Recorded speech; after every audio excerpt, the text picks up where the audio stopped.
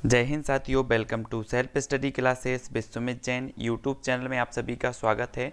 दोस्तों, आज के इस वीडियो में हम प्रथम भाषा हिंदी को लेकर के आए हैं और प्रथम भाषा हिंदी के वो ओल्ड पेपर लेकर के आए हैं जो पिछली परीक्षाओं के हैं। ठीक है, तो सभी लोग वीडियो को लाइक जरूर करेंगे, वीडियो को शेयर कर देना है और जो भी साथी टेलीग्राम ग्रुप से नहीं जुड़े हैं वो टेलीग्राम ग्रुप से जुड़ जाएं। टेलीग्राम ग्रुप से जुड़ने के लिए आपको टेलीग्राम ऐप डाउनलोड करना है, उसमें सर्च करना है IAS स्टडी ट्रैक और ज्वाइन हो जाना है। ठीक है, सभी लोग वीडियो को लाइक जरूर करेंगे। इसी प्रकार से प्लेलिस्ट बनी है, प्लेलिस्ट में जाकर के जरूर देखेंगे। प्लेलिस्ट कैसे आपको मिलेगी, तो प्लेलिस्ट दोस्तों आपको यहाँ पर चैनल सेल्फ स्टडी क्लासेस पर क्लिक करना है और सेल्फ स्टडी क्लासेस पर आप क्लिक करते हैं तो आपको चैनल खुलेगा और चैनल में ऊपर दिया होगा प्लेलिस्ट, तो प्लेलिस्ट में जाकर के अवश्य देखना है। ठीक है, स्टार्ट करेंगे दोस्तों आज का ये वीडियो।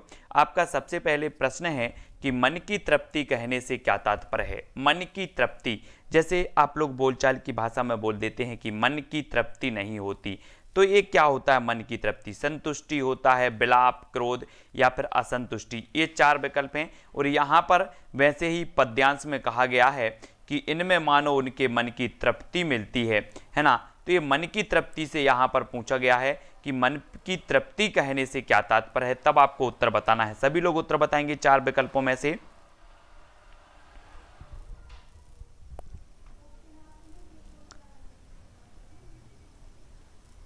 तब आपका बिल्कुल जो सही आंसर हो जाएगा दोस्तों वो क्या हो जाएगा? संतुष्टि। संतुष्टि यानी कि जो विकल्प नंबर आपका 1 है वो यहां पर सही हो जाएगा। ठीक है, संतुष्टि।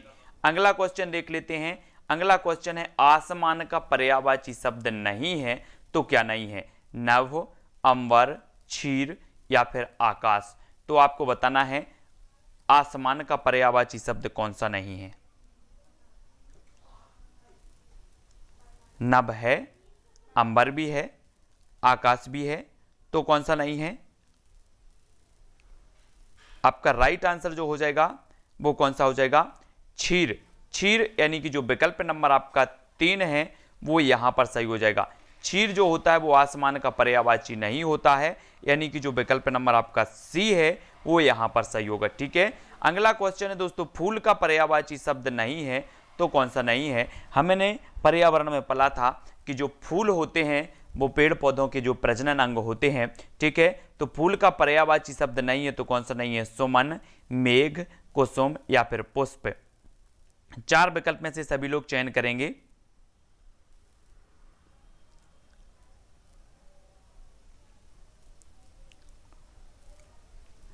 तब आपका बिल्कुल राइट आंसर होगा सुमन भी है, कुसुम भी है, पुष्प भी है, लेकिन जो मेघ है ये जो होता है फूल का पर्यायवाची नहीं होता है, यानी कि जो आपका विकल्प नंबर 2 है वो यहां पर सही होगा। ठीक है, अगला देखो गलीचा से क्या तात्पर्य है दोस्तों। गलीचा आप लोग समझते होंगे, कालीन या सूत के धागे से बना मोटा बिछावन, चटाई या प्लास्टिक सीट, गीले कपड़े या सूत की ओढ़ने वाली चादर। ठीक है, यहां पर देखना ये आपका पॉइंट आया है, क्या आया है?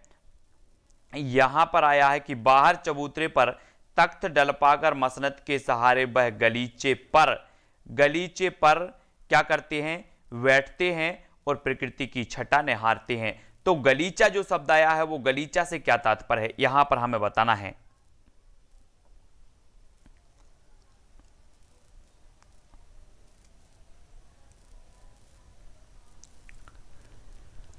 तब आपका बिल्कुल सही आंसर क्या होगा? कालीन या फिर सूत के धागे से बना मोटा बिछावन जो होता है वो उसे क्या कहते हैं? हम गलीचा कहते हैं, गलीचा। ठीक है, गलीचा। 1 नंबर आपका यहां पर सही होगा। दोस्तों आपको बताना है चबूतरा शब्द निम्न में से क्या है? विदेशी है, तत्सम है, तद्भव है या फिर देशज है। चबूतरा शब्द आपको बताना है निम्न में से क्या हो जाएगा।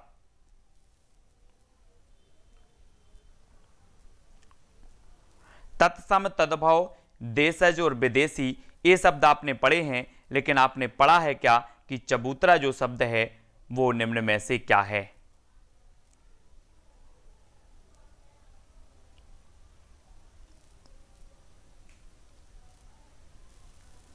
तब आपका बिल्कुल जो आंसर राइट हो जाएगा दोस्तों वो क्या हो जाएगा? देशज। देशज यानी कि 4 नंबर आपका बिल्कुल यहां पर सही होगा। 4 नंबर। अगर आप हल्के में ले रहे हैं प्रथम भाषा हिंदी को तो हल्के में बिल्कुल भी नहीं लेना। अगर 2 क्वेश्चन भी आपके गलत हो गए, ये मान के चलो कि ये स्कोर आपका कम हो गया है 30 में से 30।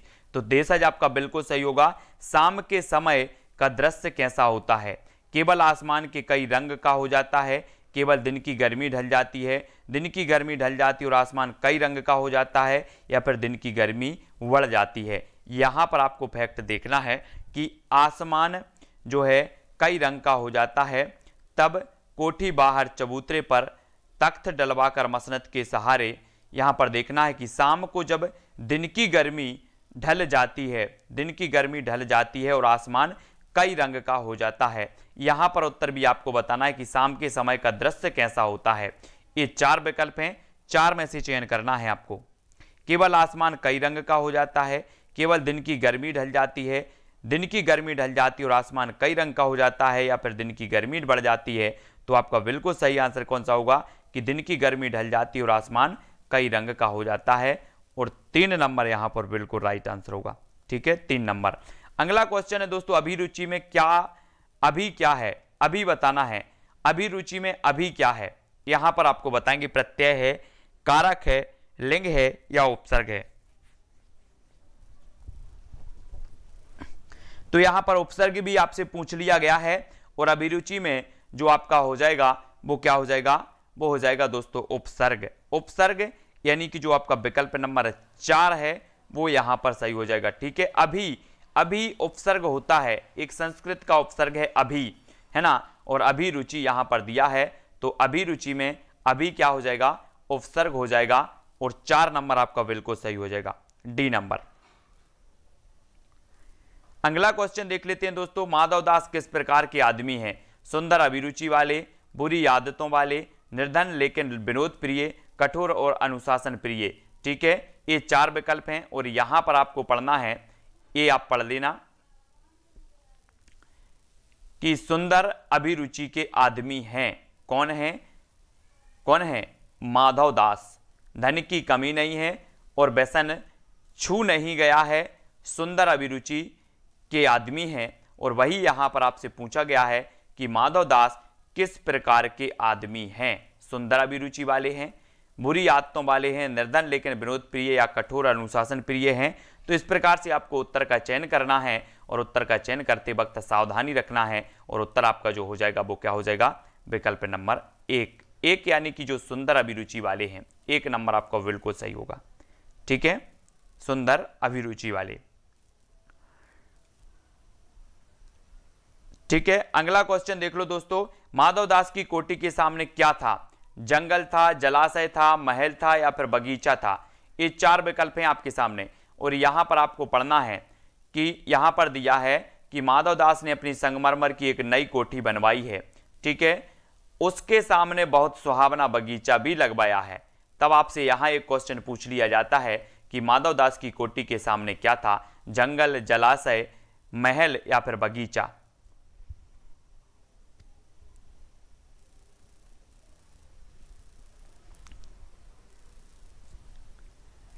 तब आपका बिल्कुल जो राइट आंसर होगा वो कौन सा हो जाएगा?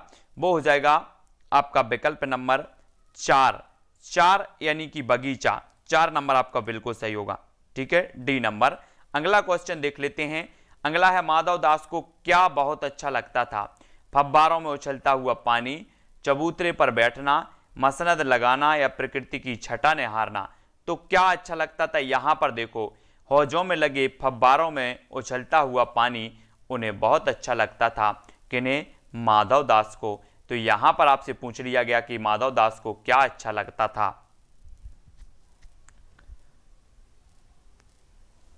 तब आपका उत्तर क्या होगा?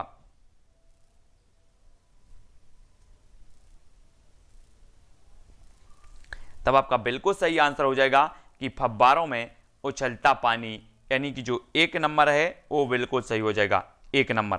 ठीक है, 1 नंबर जिन्होंने भी बताया उनका आंसर बिल्कुल सही है। थोड़ा सा फटाफट से उत्तर दीजिए, है ना, क्योंकि माधवदास को किस चीज से प्रेम था? कोठी से, संगमरमर, कला या फिर बगीचे से। तो माधवदास को किस चीज से प्रेम था हमें बताना है यहां पर। तो यहां पर देखो कि माधवदास जो थे वो कला से बहुत प्रेम था उन्हें। क्या से? उन्हें कला से बहुत प्रेम है। धन की कमी नहीं है और व्यसन छू नहीं गया है, तो आपको बताना है कि माधव दास को किस चीज से प्रेम था।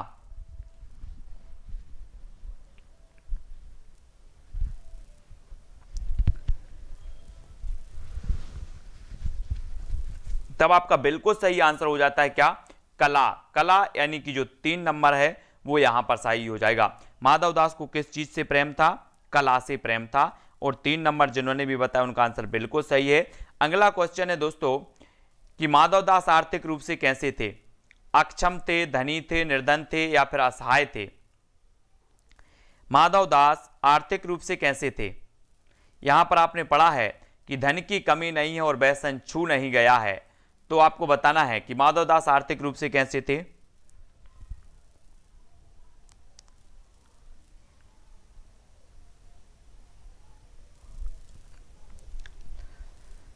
तब आपका बिल्कुल सही आंसर हो जाएगा क्या, धनी। धनी यानी कि 2 नंबर आपका यहां पर बिल्कुल सही होगा।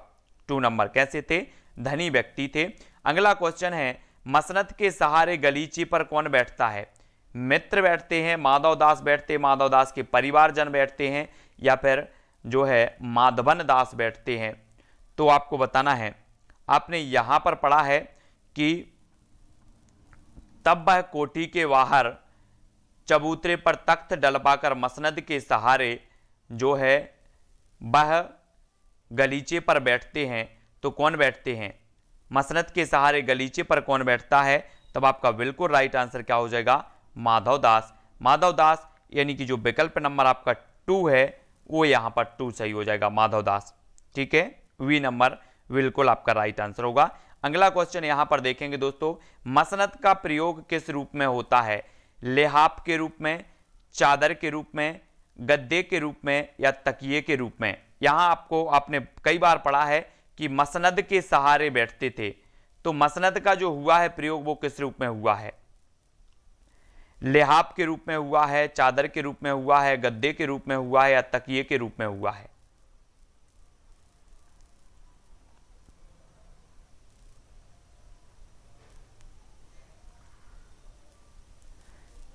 तब आपका बिल्कुल सही जो आंसर हो जाएगा कि सहारे बैठते थे। सहारे बैठते हैं तो तकिए के सहारे बैठते हैं, यानी कि 4 नंबर यहां पर आपका बिल्कुल सही हो जाएगा, है ना, तकिए के रूप में। तो 4 नंबर आपका सही होगा यहां पर। अगला क्वेश्चन है दोस्तों, किसने अपनी कोठी संगमरमर की बनवाई, माधव दास ने, माधवन दास ने या फिर माधव दास या फिर माधवा दास ने।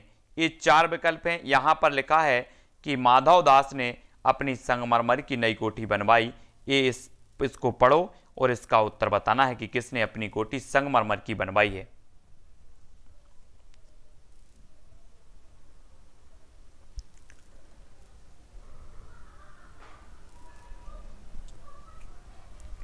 तब आपका राइट जो आंसर हो जाएगा, किसने अपनी कोठी संगमरमर की बनवाई है, तो वो बनवाई है दोस्तों माधव दास, यानी कि जो विकल्प नंबर 1 है वो यहां पर 1 नंबर बिल्कुल सही हो जाएगा। ठीक है, 1 नंबर।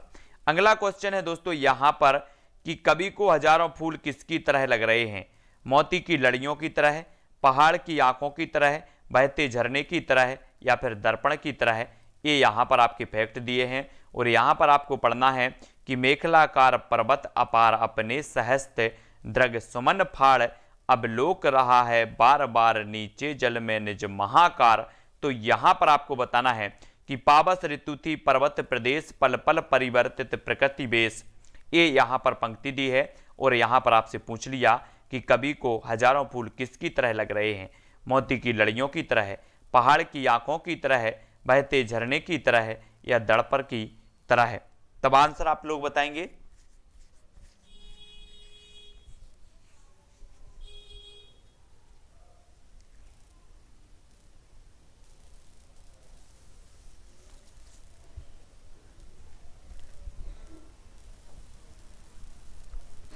आंसर हो जाएगा दोस्तों पहाड़ की आंखों की तरह।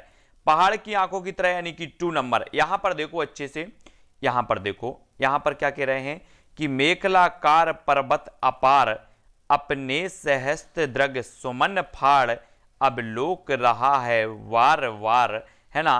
तो यहां पर कवि को हजारों फूल किसकी तरह लग रहे थे, वो लग रहे थे किसकी तरह, पहाड़ की आंखों की तरह है, यानी कि जो विकल्प नंबर आपका 2 हो जाएगा वो सही हो जाएगा। ठीक है, अगला क्वेश्चन आपको बताना है पर्वत का पर्यायवाची शब्द है तो कौन सा है? केवल पहाड़, केवल शैल, केवल अचल या फिर उपरोक्त सभी। तो पर्वत का पर्यायवाची शब्द कौन सा है?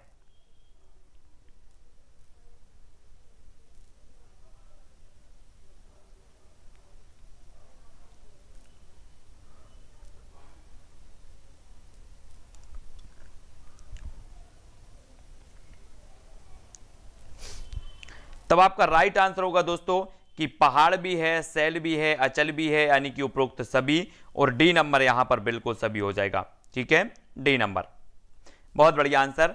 अगला क्वेश्चन देखो, झरने किसके गौरव का गान कर रहे हैं? झरने किसके गौरव का गान कर रहे हैं? तालाब के, नदी के, दर्पण के या फिर पर्वत के? यहां पर क्वेश्चन आपने पढ़ लिया, और यहां पर देखो कि गिरी का गौरव गाकर झरझर, गिरी का गौरव गाकर झरझर मद में लनस नस उत्तेजित कर, मोती की लड़ियों सी सुंदर, झरते हैं झाग भरे निर्झर। तो यहां पर झरने किसके गौरव का गान कर रहे हैं? तालाब, नदी, दर्पण या फिर पर्वत के?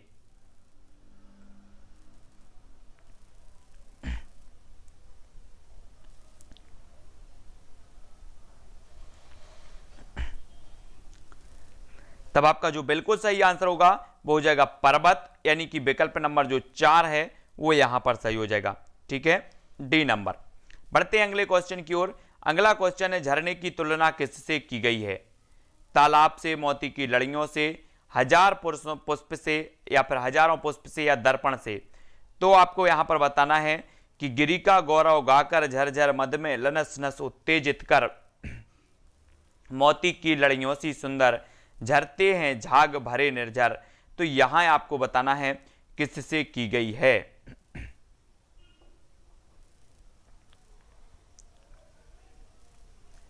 सभी लोग बताएंगे।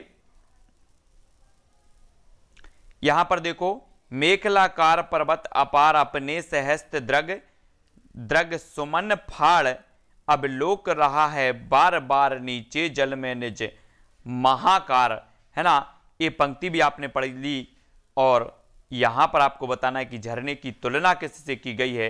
तालाब से, मोती की लड़ियों से या फिर हजारों पुष्पों से या दर्पण से? तब आपका उत्तर क्या होगा? मोती की लड़ियों से, मोती की लड़ियों से, यानी कि मोती की लड़ियों सी सुंदर। ठीक है, तो आपका जो विकल्प होगा बी नंबर आपका बिल्कुल सही हो जाएगा, 2 नंबर। ठीक है, अगला क्वेश्चन देख लो दोस्तों, कवि ने तालाब की समानता किससे दिखाई है? आंधी से, ऋतु से, दर्पण से या पर्वत से? कवि ने तालाब की समानता किससे दिखाई है? तो यहां पर देख लेंगे अपन, पूरा का पूरा एक बार अच्छे से पढ़ दो।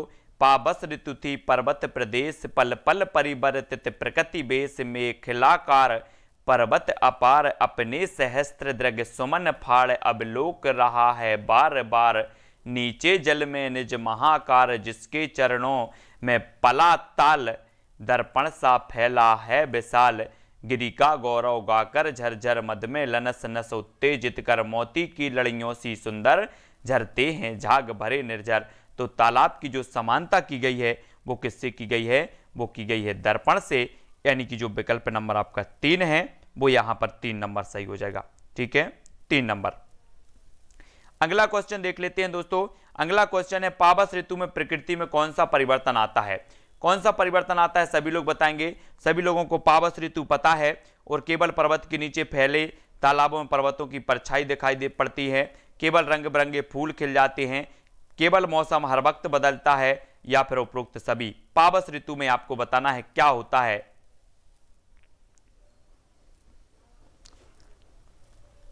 तब आपका बिल्कुल सही आंसर क्या हो जाएगा? उपरोक्त सभी होता है। मौसम भी हर वक्त बदलता है, रंग बिरंग के फूल भी खिल जाते हैं, पर्वत के नीचे फैले तालाबों में पर्वत की परछाइयां दिखाई देती हैं। तो डी नंबर यहां पर आपका बिल्कुल सही होगा।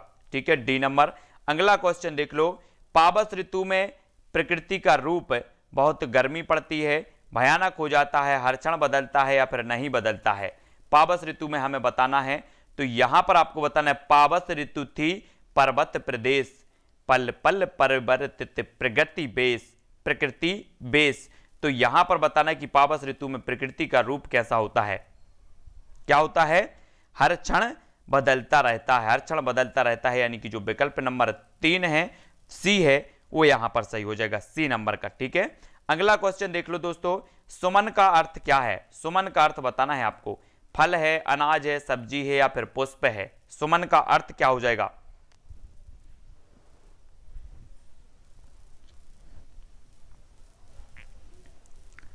तब आपका बिल्कुल सही आंसर क्या आंसर हो जाएगा? पुष्प। पुष्प यानी कि जो विकल्प नंबर 4 है, ये सुमन का अर्थ होगा, 4 नंबर। ठीक है, हां अभी पावस ऋतु भी पूछी जाएगी, चिंता नहीं करो। तो सुमन का अर्थ जो हो जाएगा वो क्या हो जाएगा? पुष्प, यानी कि 4 नंबर। अगला यहां पर देखेंगे, सहस्त्रदृग सुमन कहने से क्या आशय है? इनमें से कोई नहीं, पहाड़ों पर खिले हजारों फूलों से, पहाड़ की गंदगी से, फूलों के मुरझाने से। यहां पर आपने देखा होगा कि मेखलाकार पर्वत अपार अपने सहस्त्रदृग सुमन फाड़, अब लोक रहा है बार बार नीचे जल में निज महाकार। तो सहस्त्रदृग सुमन कहने से क्या आशय यहां पर हमें बताना है।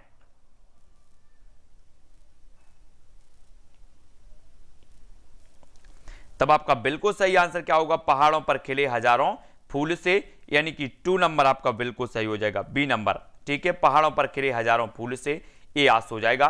दोस्तों आपको बताना है सहस्त्र का अर्थ क्या है? करोड़ों, सैकड़ों, हजारों या फिर लाख? सहस्त्र का अर्थ क्या होता है?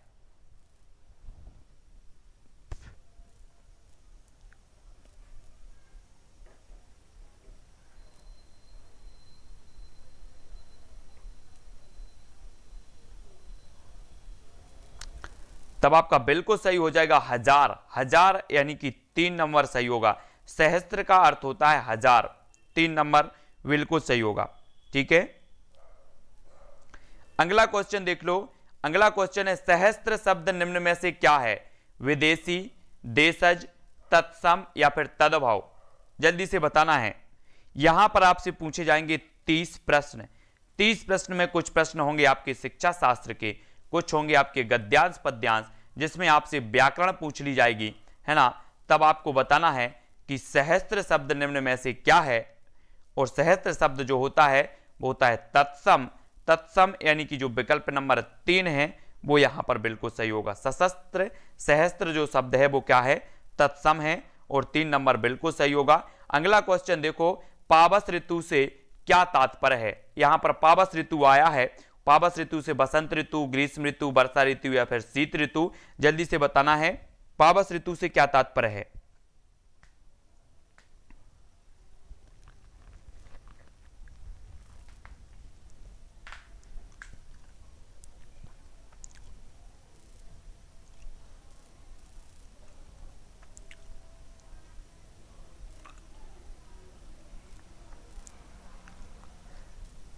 तब आपका बिल्कुल सही आंसर हो जाएगा दोस्तों, पावस ऋतु से तात्पर्य होता है क्या?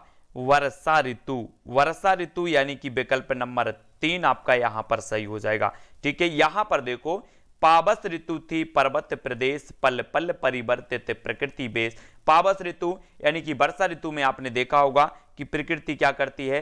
पल पल अपना बेस बदलती है, यानी कि जो आपका विकल्प नंबर सी है, पावस ऋतु का अर्थ होता है वर्षा ऋतु। ठीक है, 3 नंबर बिल्कुल सही हो जाएगा। अगला क्वेश्चन देखो, अगला क्वेश्चन है आपका, अवलोक रहा है बार बार में, अवलोक से क्या आशय है? सुनना, बोलना, देखना या फिर छूना? अवलोक रहा है बार बार में, अवलोक से क्या तात्पर्य है?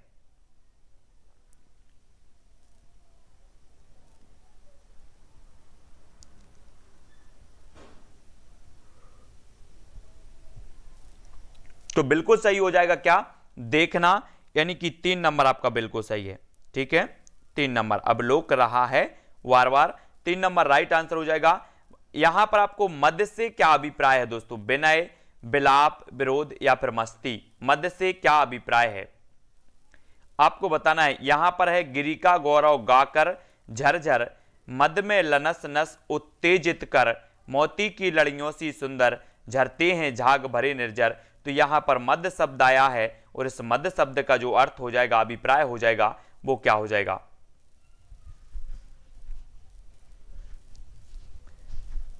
तब आपका बिल्कुल सही आंसर क्या है, मस्ती। मस्ती यानी कि 4 नंबर बिल्कुल सही होगा।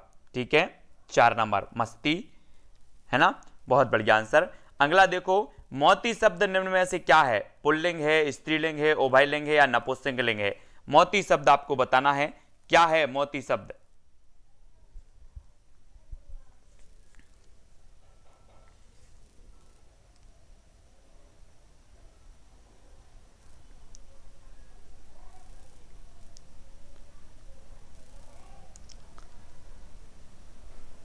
तो सभी लोगों ने उत्तर बताया है कि ये पुल्लिंग है। पुल्लिंग यानी कि जो विकल्प नंबर 1 है वो यहां पर सही हो जाएगा। ठीक है, ए नंबर मोती जो हो जाएगा वो पुल्लिंग हो जाएगा और 1 नंबर आपका यहां पर सही हो जाएगा। यहां पर आपके 30 क्वेश्चन दोस्तों कंप्लीट होते हैं। वीडियो को लाइक जरूर कर लेना। ठीक है, तो इसी प्रकार से आपका जो पेपर है प्रथम भाषा वो आने वाला है, जिसमें कुछ आपके व्याकरण, पर्यायवाची, विलोम, तत्सम, तद्भव, है ना, लिंग, इस प्रकार से कुछ क्वेश्चन पूछ लिए जाएंगे। कुछ आपके शिक्षा शास्त्र के प्रश्न पूछ लिए जाएंगे, कुछ गद्यांश पद्यांश से संबंधित प्रश्न पूछ लिए जाएंगे। इस प्रकार से मिली जुली सरकार करके 30 प्रश्न आपके पूछ लिए जाएंगे। ठीक है, अब 30 में से 30 आपको लग रहा होगा कि सरल है, लेकिन इसमें आप व्याकरण के कुछ क्वेश्चन गलत करके आएंगे, कुछ क्वेश्चन गलत करके आएंगे आप शिक्षा शास्त्र के, तो इसलिए अभ्यास करना बहुत जरूरी है ना। एक आध 2 क्वेश्चन आपके गद्यांश से भी गलत हो सकते हैं, कुछ इस प्रकार से अगर पूछ लिया जाता। तो आप लोगों को बहुत तरीक़ा से क्या करना है, अभ्यास करना है ताकि गलती ना हो, और 30 में से 30 जो अपना टारगेट है उसको सार्थक बनाना है। ठीक है, बहुत बढ़िया। सुनीता जी और राहुल जी, दीपू जी, जसमेल राम, सभी को धन्यवाद। दशरथ जी, ठीक है, अपनी जो क्लास होती है दोपहर 2:30 बजे अपनी शिक्षा शास्त्र की क्लास चलती है। ठीक है, शाम को 6:30 बजे पर्यावरण की क्लास होती है, 7:30 बजे बाल विकास की क्लास होती है। ठीक है, 8 बजे कोई वीडियो हम आपको रोज डाल देंगे इसी प्रकार से, जैसे विस्तृत अध्ययन का आज हमने आपको दिया है ना, तो इसी प्रकार से आप देख लेना। और 9 बजे आपका हिंदी जो अपनी प्रथम भाषा है उसका मिलता है आपको वीडियो। और भी क्लासें स्टार्ट होने वाली हैं, जैसे बाल विकास ओल्ड पेपर की होने वाली है। ठीक है, कुछ ऐसी क्लासें हैं जो हम स्टार्ट करेंगे जल्द ही 2-3 दिन में। ठीक है, तो उनकी भी हम आपको पूरी समय सारणी बता देंगे। धर्मेंद्र जी, मोहर सिंह जी, हिना जी, चंद्र जी, सपना जी और शिवा अंजुम जी, भोगराम जी। ठीक है, बहुत बढ़िया। और किसने अभी पिछली वाली जो 8 बजे वाली जो क्लास है वो देखी है, किसने देखी है, किसने देखी है पर्यावरण की विस्तृत, और सभी लोगों को उसमें क्या समझ में आया है, जल्दी जल्दी से फटाफट से बता दो। पर्यावरण की जो 8 बजे वाली मैंने क्लास आपको बताई थी और वो क्लास किसने देखी है जल्दी से बता दें, है ना। रिजाला खान जी, दीपू पाटीदार जी, सभी लोग वीडियो को लाइक जरूर करेंगे। इसी प्रकार से प्ले लिस्ट में जाकर के देखेंगे। सुनीता विश्वकर्मा और सपना जी, बहुत बढ़िया। तो ठीक है, बहुत बढ़िया। राम वर्मा, धीरेन्द्र जी, स्वाति सिंगला जी, बहुत बढ़िया। हाँ स्वाति जी, थैंक यू। और